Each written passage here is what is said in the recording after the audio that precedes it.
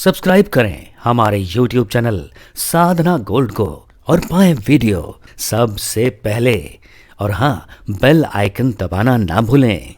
कई लोग कहते हैं राजा परीक्षित एक ही बार कथा सुने तो उद्धार हो गया। हम तो कितनी बार सुन चुके हैं, सुन सुन के कथा हमको तो याद भी हो गई पूरी। हम तो कथा सुन सुन के कथा प्रवक्ता तक बन गए, हमारा तो उद्धार नहीं हुआ। राजा परीक्षित का एक ही बार कैसे? उसका उत्तर है कि राजा परीक्षित पापों को ही नहीं सुखों को भी त्याग चुके हैं। राजा थे, त्याग दिया। पतिव्रता पत्नी के पति थे, छोड़ दिया। आज्ञाकारी पुत्र के जन्मेजय के पिता था, छोड़ दिया। अपार धन संपत्ति, मान प्रतिष्ठा, पद प्रतिष्ठा सब कुछ था, सबको छोड़ दिया। जब सबसे मन हट गया, अब भगवान में मन लगाना आसान हो गया। मैंने कहा ना कि मनोनिग्रह जब होगा, पहले जमाने में द्वापर युग तक सब लोग संतों के पास जब जाते थे, मन को अपने हाथ में लेकर के जाते थे और मन को उनके चरणों में चढ़ाते थे, तब उस मन को भगवान में संत लगा देते थे। लेकिन हम संतों के पास जाते हैं मन को लेकर नहीं, मन अपने हाथ में नहीं होता, मन औरों के हाथ में होता है।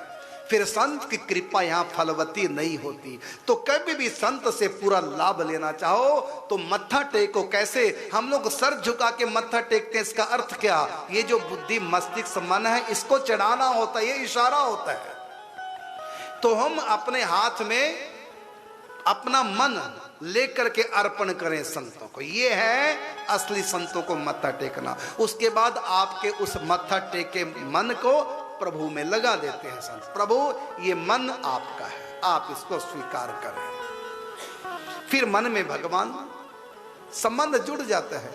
इसलिए ठाकुर जी का नाम है मनमोहन।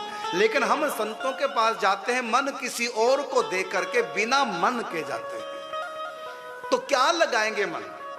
लोग कहते हैं महाराज हमारा मन नहीं लगता। तो नहीं लगता, नहीं लगेगा भी नहीं।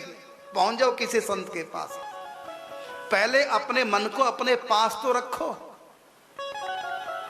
एक माता कहती है महाराज मेरे बेटे को थोड़ा समझाओ।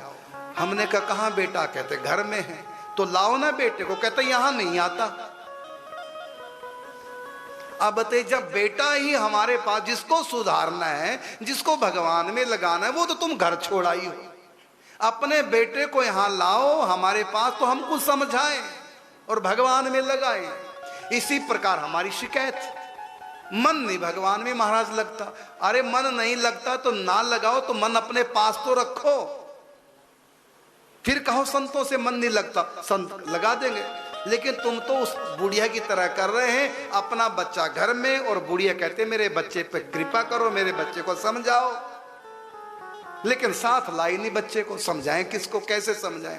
इसी प्रकार आप कहते महाराज हमारे मन के ऊपर कृपा करो, हमारा मन लग जाए, हमारा मन भक्ति में लग जाए। फिर संत देखते ठीक है लगा देता हूं, पकड़ता हूं मन। संत देखते मन इसके पास है ही नहीं, मन तो है नहीं, पकड़ो क्या, लगाऊं किसको? मन तो कहीं और दे रखा है। इसलिए कहीं और मन देकर के संतों के पास आओगे तो भगवान में मन नहीं लगेगा।